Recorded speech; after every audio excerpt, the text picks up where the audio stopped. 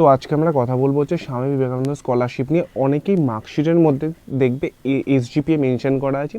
SGPA থেকে আমাদের মার্কসটা বার করতে হবে, যেহেতু স্কলারশিপ ফিল করার সময় টোটাল মার্কস দিতে হচ্ছে, আর মার্কসের উপর আমরা কত নাম্বার পেয়েছি ওইটা দিতে হচ্ছে, আর পার্সেন্টেজটা তোমার বসাতে হচ্ছে, ঠিক আছে। তো বেসিক্যালি এইটার অনেক রকম আমি ইউটিউবে ভিডিও দেখলাম, আমি একদম সিম্পল ওয়েতে তোমাদের বলে দিচ্ছি এটা করাটা simple free. Third semester subject ছিল হচ্ছে 9টা, আর ফোর্থ সেমিস্টার আমার সাবজেক্ট ছিল হচ্ছে 11টা। টোটাল 11 আর 9 হচ্ছে 20 টোটাল। তাহলে 20টা সাবজেক্ট হলো, 20টা সাবজেক্ট আমার 100 নম্বর করে হয়েছে।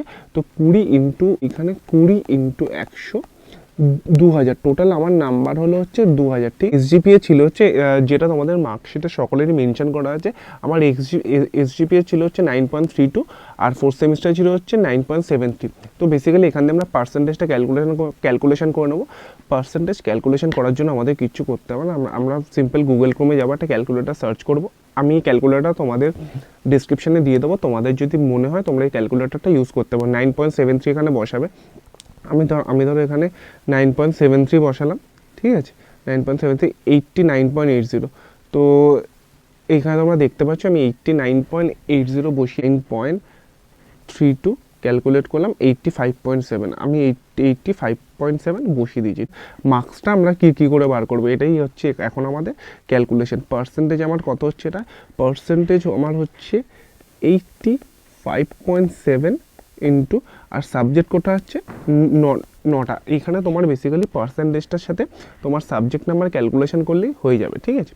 তো 85 ইন্টু 7, আর ফোর্থ সেমে আমার পার্সেন্টেজ হচ্ছে 89.80 ইন্টু 11টা সাবজেক্ট আছে, ঠিক আছে।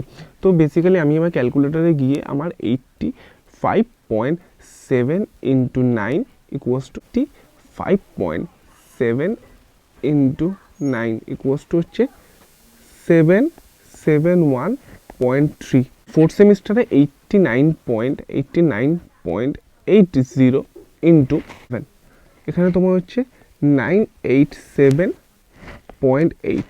তো আমাদের থার্ড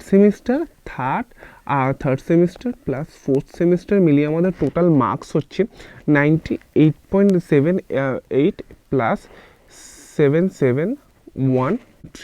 আমার টোটাল আমি পেয়েছি হচ্ছে 1759.1।